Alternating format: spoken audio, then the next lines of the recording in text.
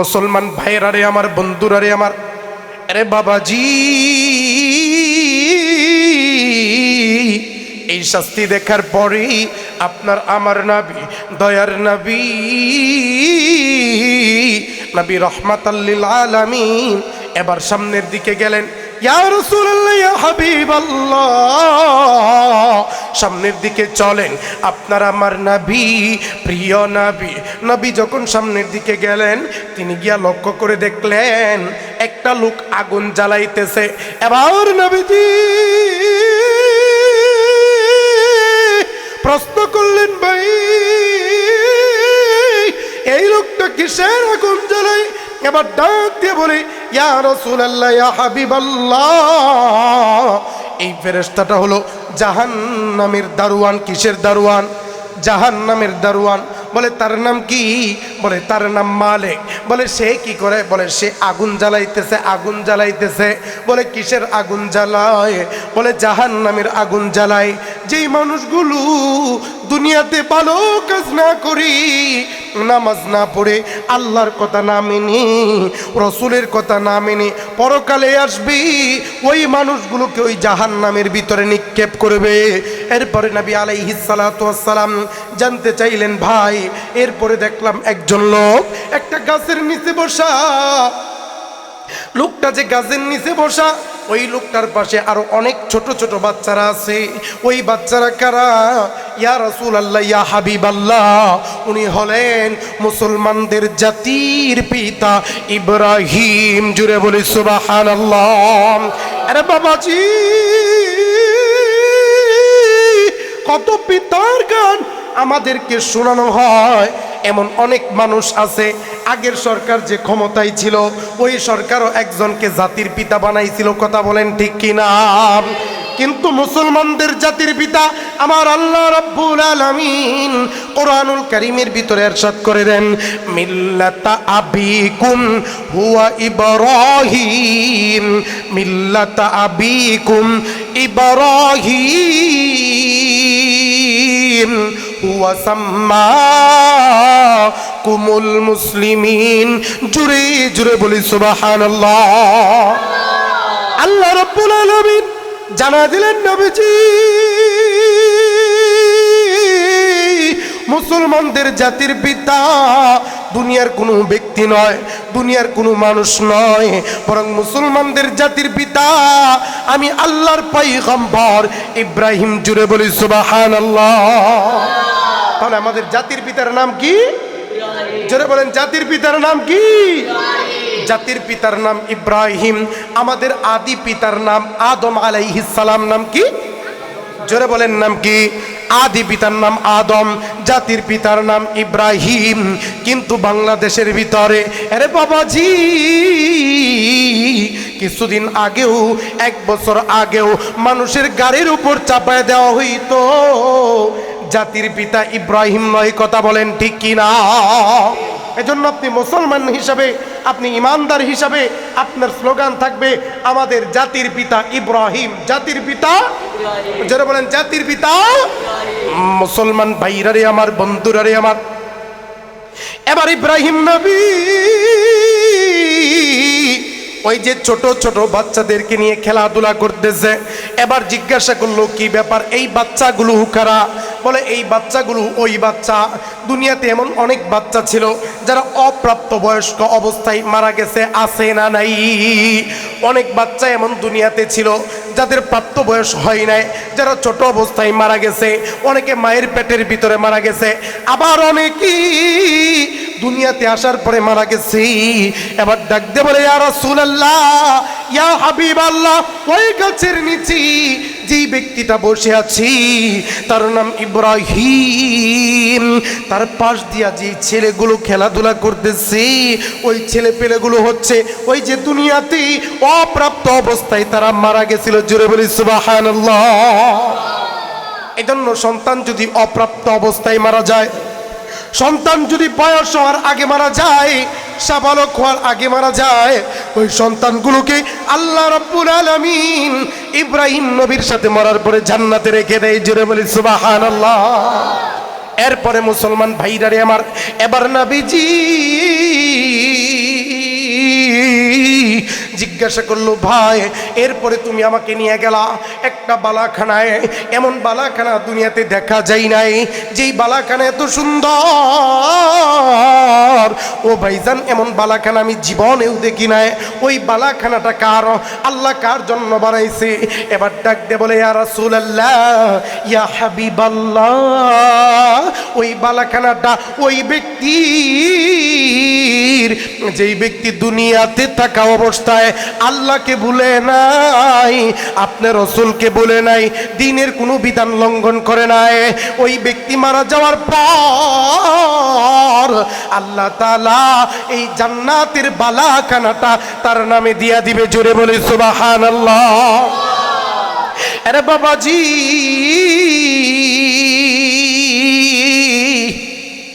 এবার নবীজি প্রশ্ন করলো ভাই গো এরপরে আরো একটা সুন্দর বালাখানা দেখাইছ, ওই বালাখানাটাও অনেক সুন্দর, এবার তুমি বলো না ওই বালাখানাটা কার?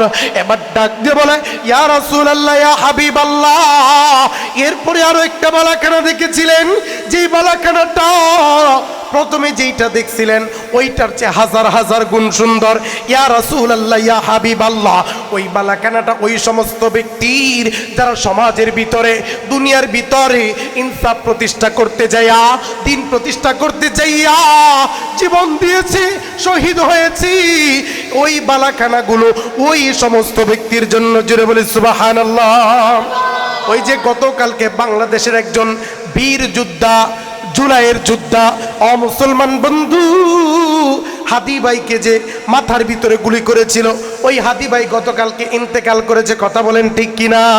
এ বাজান এমন একজন ব্যক্তি ছিল যেই ব্যক্তির মনের তামান্না ছিল, আয় আল্লাহ আমাকে যদি তুমি মরণ দাও শহীদি মরণ দিও। দেখেন একবার চিন্তা করে, এই হাদি মারা গেছে, কিন্তু এই হাদির জন্য লক্ষ লক্ষ কোটি কোটি মানুষের মনে দোয়া আছে না নাই? জোরে বলেন আছে না নাই? এজন্য মুসলমান ভাইরারে আমার, এই হাদি মারা যাবে, কিন্তু ইতিহাসে 100 বছর পর্যন্ত, 1000 বছর পর্যন্ত, লক্ষ কোটি বছর পর্যন্ত এইসব হাদিদের নাম লেখা থাকবে। কথা বলেন ঠিক কিনা? এমন একটা প্রতিহিংসা আমাদের ভিতরে সৃষ্টি হয়েছে, আমরা কেউ কারো ভালো সহ্য করতে পারি? সবাই বলেন কেউ কারো ভালো সহ্য করতে পারি? একবার তাকিয়ে দেখেন যে আল্লাহর বান্দাকে গুলি করে দুনিয়া থেকে বিদায় করা হয়েছে। আপনার সাথে মতের পার্থক্য আমার থাকতেই পারে, কথার কাটাকাটি থাকতেই পারে, এটা স্বাভাবিক, কিন্তু একটা মানুষের মতের পার্থক্য আপনার সাথে না মিলার কারণে তাকে আপনি গুলি করে হত্যা করলেন। আহা, এর বিচার যদি দুনিয়াতে নাও হয়, পরকালে ইনশাল্লাহ হবে। কথা বলেন ঠিক কিনা? প্রিয় ভাইরা আমার, এজন্য আমাদের মনেও যেন এমন একটা আকাঙ্ক্ষা থাকে যে আমি মরে যাব, তাই কি হয়েছে, আমাকে অন্ততপক্ষে অন্য প্রজন্ম যারা আসবে তারা কখনো ভুলে যাবে? জোরে বলেন যাবে? এজন্য আপনার আল্লাহর কাছে শহীদি মৃত্যুর তামান্না করতে হবে। শহীদি মরণটা এমন একটা মরণ, সাহাবায়ে কেরাম আজমাইনরা আল্লাহর কাছে সবসময় শহীদি মৃত্যুর কথা আল্লাহ তাআলার কাছে ফরিয়াদ জানাতেন।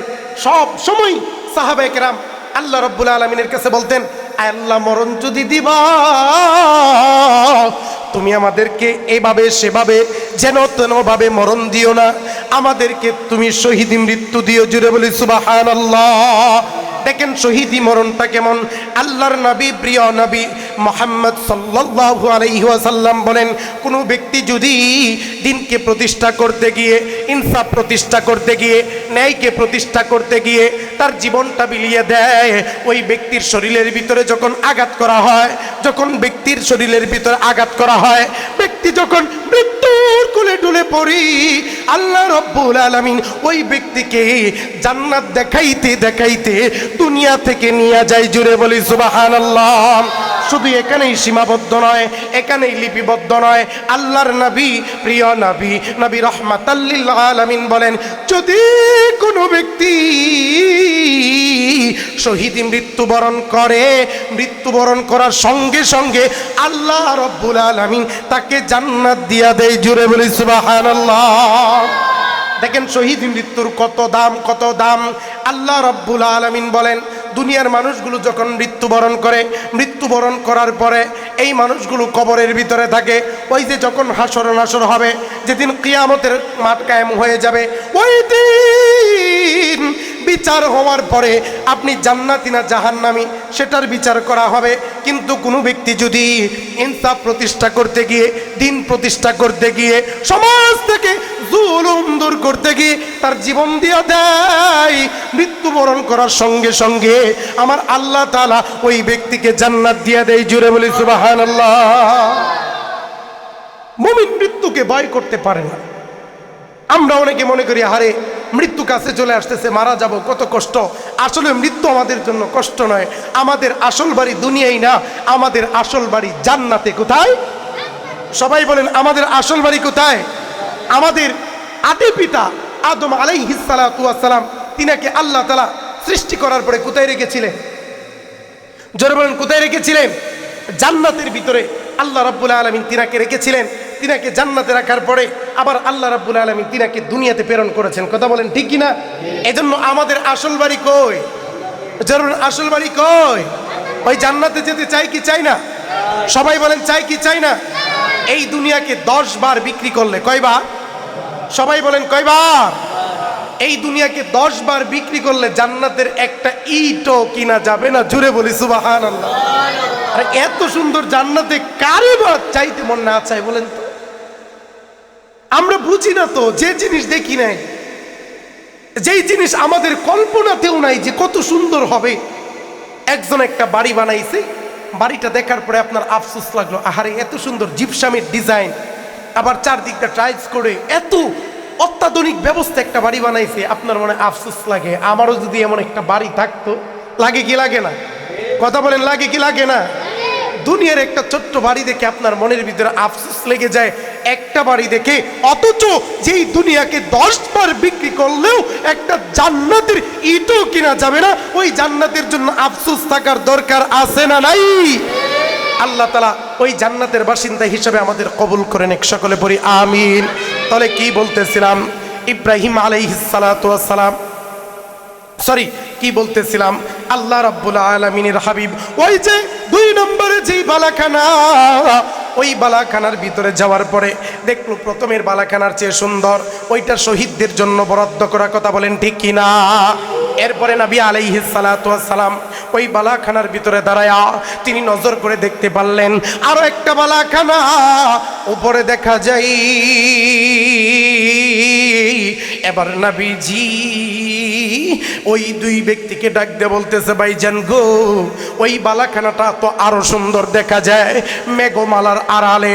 এবার ওই 2 ব্যক্তি ডাক দিয়ে বলে, ইয়া রাসূলুল্লাহ, ইয়া হাবিবাল্লাহ, নবী গো, ওই বালাখানার ভিতরে আপনি যাইতে পারবেন না, ওইটার ভিতরে যাওয়ার সময় এখনো আপনার হয় নাই। বলে ওই বালাখানাটা কার? কেন যাওয়ার সময় হয় নাই? ইয়া রাসূলুল্লাহ, ইয়া হাবিবাল্লাহ, ওই বালাখানাটা, ওই ঘরটা আল্লাহ রাব্বুল আলামিন আপনার জন্য নির্মাণ করে রেখেছে। জোরে বলি সুবহানাল্লাহ। আপনি যেদিন দুনিয়া থেকে চলে আসবেন ওফাত লাভ করে, ওই দিন আমার আল্লাহ আপনাকে ওই বালাখানাটা দিয়া দিবে। জোরে বলি সুবহানাল্লাহ। এরপরে ওই 2 ব্যক্তি এবার হাত থেকে ছেড়ে দিয়া বলতেছে, ইয়া রাসূলুল্লাহ, ইয়া হাবিবাল্লাহ, এতক্ষণ যে আপনার সাথে ঘোরাফেরা করলাম নবীজি, আপনি তো এখনো আমাদের পরিচয় জানলেন না, জানেননি আপনাকে। বলে তোমরা কে? বলে ইয়া রাসূলুল্লাহ, ইয়া হাবিবাল্লাহ, আপনার ডান হাতে যিনি ধরেছেন তিনি হলো জিবরাইল, আর বাম হাতে যিনি ধরে আছে তিনি হলো মিকরাইল। জোরে বলি মারহাবা। এর মানে এটাও একটা ওহী। কথা বলেন ঠিক কিনা? ওই গত সপ্তাহে বলেছিলাম নবীদের স্বপ্ন আপনার আমার স্বপ্নের মতো। কথা বলেন আপনার আমার স্বপ্নের মতো। আমরা কত কিছুই স্বপ্নে দেখি, রাতের বেলায় স্বপ্নে দেখি কি ব্যাপার, অনেক টাকা গুনতেছি, টাকা পয়সার অভাব নাই। সকালবেলায় উঠে দেখি মাকার কোনো কিছুই। আহারে স্বপ্নটা কত সুন্দর ছিল। ওই যে ছোট বাচ্চারা রাতের বেলায় স্বপ্ন দেখে, আমাকে একজন বলতেছে যে হুজুর রাতের বেলায় স্বপ্ন দেখছি যে হিসু করতে যাইতেছি, সকালবেলায় উঠে দেখি বিছানায় কামসাইরা দিছি। হয় কি হয় না? কথা বলেন হয় কি হয় না? আপনার আমার স্বপ্ন আর নবীদের স্বপ্ন কিন্তু কোনোদিনও এক, জোরে বলেন এক হবে তাহলে নবীদের স্বপ্ন এক প্রকারের ওয়াহি, কথা বলেন ঠিক কিনা? এজন্য কি বলেছিলাম গত সপ্তাহে, খেয়াল আছে নাকি? যদি মিথ্যা কথা বলেন তাহলে ঠুট কাটবে। আর যদি আল্লাহ রাব্বুল আলামিন আপনাকে কোরআনের এলেম দিয়েছে, কোরআনের জ্ঞান দিয়েছে, এই জ্ঞান থাকার পরেও কোরআনের এলেম দিয়া সমাজের ভিতরে আপনি সঠিক ইসলাম প্রতিষ্ঠা করতে পারেন না। অনেক হুজুর এমন আছে, অনেক আল্লাহর বান্দা এমন আছে, বলে যে যদি সঠিক কথা বলতে যাই মায়ের খাওয়া লাগবে, মাগার সঠিক কথা বলতে রাজি নাই, মায়ের খাইতেও রাজি। জোরে বলেন রাজি। প্রিয় ভাইয়ের আমার, দেখেন আল্লাহর নবী মুহাম্মদ সাল্লাল্লাহু আলাইহি সাল্লাম, তিনার চেয়ে ভালো ব্যক্তি কি পৃথিবীতে আর কেউ আসবে? বলেন আসার কি সম্ভাবনা আছে? দেখেন ইহুদিরা পর্যন্ত বলেছে is a father, is a teacher, is a law giver, is a law maker, is a commander, is a reformer of the society, Muhammad is the superman of the world. চিল্লায় পড়ি আল্লাহু আকবার। ইহুদিরা পর্যন্ত বলতে বাধ্য মুহাম্মদ শিক্ষক হিসাবে, মুহাম্মদ পিতা হিসাবে, মুহাম্মদ নেতা হিসাবে, মুহাম্মদ সমাজ সংস্কারক হিসাবে, মুহাম্মদ এই গোটা পৃথিবীর জন্য ছিল সুপারম্যান। জুড়ে বলি আল্লাহু আকবার। ইহুদিরা পর্যন্ত এই কথা বলতে বাধ্য হয়েছে, কিন্তু এই নবীর সাথেও মানুষ দুই নাম্বারই করছে, কি করে নাই? যারা বলেন করছে, কি করে নাই? নবীজি তায়েফের ময়দানে গিয়েছেন দিন প্রচার করার জন্য। তায়েফের ময়দানে আপনার আমার নবীকে তায়েফবাসী এমন ভাবে পাথর নিক্ষেপ করেছে, নবীজি একবার দুইবার নয়, তিনবার তায়েফের ময়দানে নবীজি বেহুশ হয়েছেন। আল্লাহ, কত কষ্ট নবীজি এই দ্বীনের জন্য করেছেন, কত মায়ের নবীজি খেয়েছেন। আমাদের মায়ের খাওয়ার দরকার নাই, আমাদের এতটুকুন দরকার যে আমরা 5 ওয়াক্ত নামাজ পড়বো, আল্লাহর দ্বীন প্রতিষ্ঠা করার চেষ্টা করব। নবীজি যা আদেশ আমাদের দিয়েছেন মানব, কিন্তু এতটুকুনও মানতে আমরা রাজি। দেখেন কয়জন মানুষই বা নবীজির প্রত্যেকটা কথা মানে? কয়জন মানুষ নবীকে মডেল হিসাবে মানতে পারছি আমরা?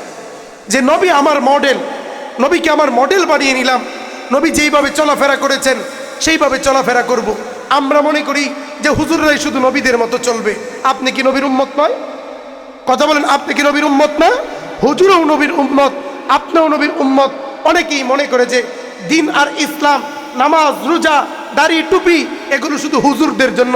এগুলো হুজুরদের জন্য না, এগুলো সবার জন্য। কথা বলেন ঠিক কিনা? আবার এই কথাগুলো বলতে গেলেই এক শ্রেণীর মানুষ বলে যে হুজুর এই কেমন কথা বললো, এই কেমন কথা বললো, যে হুজুর আমাদেরকেও বলে যে তার মতো চলতে। আমি আমার মতো আপনাকে চলতে বলি নাই, আপনি ইমামতি করেন এটা বলি নাই, আমি আপনাকে এটা বললাম যে আপনি 5 ওয়াক্ত নামাজ, নবীর সুন্নাহগুলো ঠিক মতো আদায় করেন। কথা বলেন ঠিক কিনা? এজন্য প্রিয় বাজানেরা, আমরা নবীর সুন্নাহ ঠিক মতো আদায় করতে পারবো যে ইনশাআল্লাহ। আল্লাহ রাব্বুল আলামিন আমাদের প্রত্যেককে তার নবীর প্রত্যেকটা সুন্নাত আদায় করার তৌফিক দান করুক। আমরা সকলে পড়ি আমিন। সম্মানিত ভাইরা আমার, আপনাদের মাহফিল, আপনারা সকলে